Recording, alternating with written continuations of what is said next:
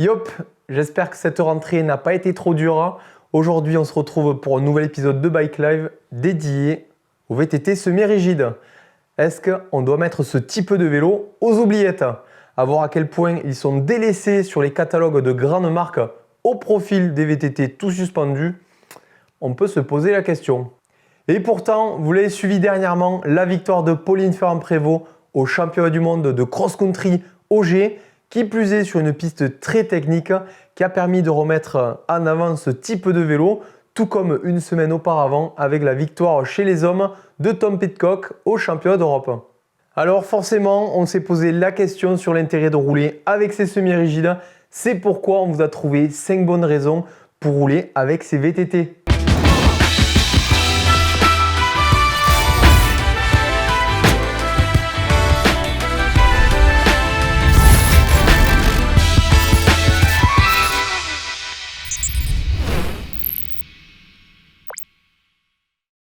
On attaque sans plus tarder par le premier point qui fait beaucoup parler. On en a discuté dernièrement avec Maxime Marotte en personne.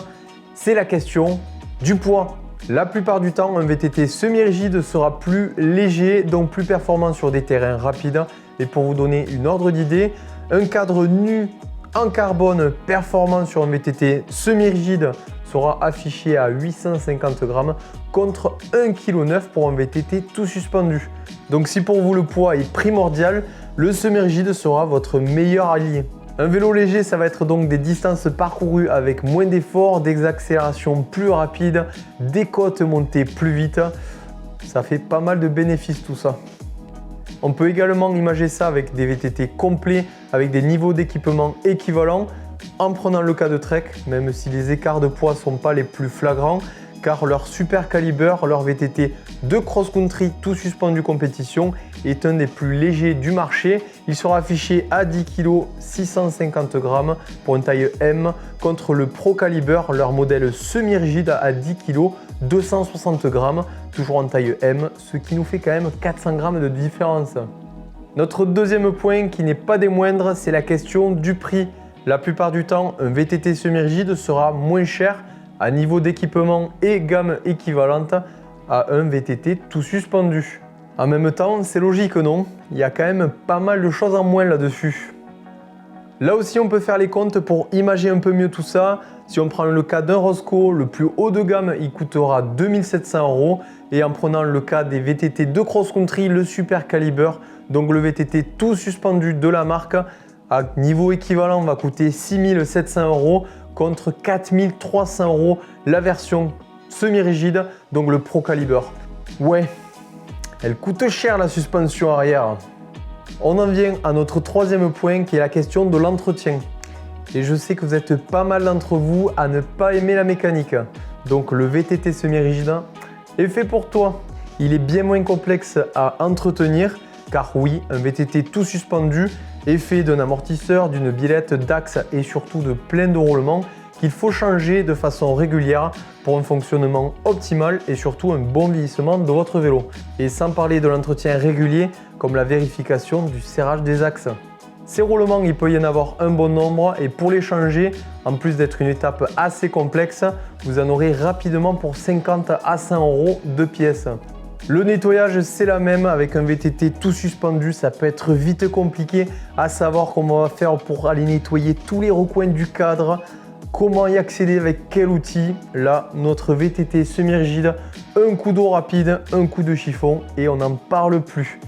En plus, avec nos VTT tout suspendus, on peut vite se poser la question de comment faire pour éviter d'altérer les roulements. Bref, le semi-rigide, c'est la simplicité. Le VTT semi-rigide, c'est aussi un vélo ludique. On ne va pas vous le cacher, un vélo tout suspendu a tendance à aseptiser le terrain et le rendre plus facile. Avec une suspension arrière, c'est aussi plus de confort, un meilleur amorti des chocs, une meilleure motricité dans les côtes. Et là, vous allez me dire, qu'est-ce qui ne va pas? C'est cool, on a des vélos performants. Et justement, ils sont tellement performants qu'il faut de plus en plus rouler vite pour trouver les limites du vélo et donc des sensations. On peut facilement s'ennuyer sur des vitesses plus raisonnées. En semi-rigide, il y a un côté challenge à chaque sortie. On peut facilement essayer de se challenger, surtout techniquement. Et oui, la moindre marche, le moindre jump, tout ça, ça va nous procurer facilement des sensations, pas forcément à haute vitesse, et ça, c'est la même en montée. Et puis, vous le voyez, surtout toi qui nous suis régulièrement sur les tutos pilotage avec Simon, on est très souvent en semi. Le fait de ne pas avoir l'effet de la suspension arrière nous permet d'apprendre tous les gestes techniques et de maîtriser son VTT dans son environnement. La suspension arrière vous permet peut-être de passer des obstacles sans avoir de technique. C'est peut-être cool pour certains, mais bon, passer un obstacle soi-même sans l'aide du vélo, c'est encore mieux, non? C'est plus valorisant. Vous en pensez quoi? Et puis en semi-rigide, inutile de rouler à fond pour trouver des sensations.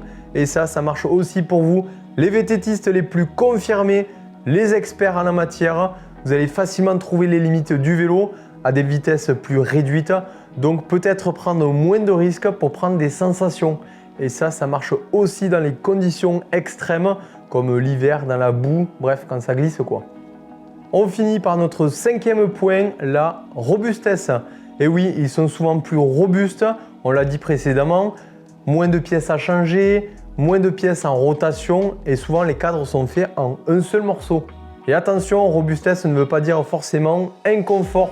Aujourd'hui, les fabricants, et grâce au carbone, maîtrisent parfaitement les techniques de mise en forme pour mettre du confort là où c'est nécessaire. Par exemple, on voit des triangles arrière qui se déforment en vertical pour absorber les petits chocs, mais qui restent très rigides en latéral pour vous donner des accélérations canon et toujours plus de motricité. Et qui dit cadre solide dit report de charge.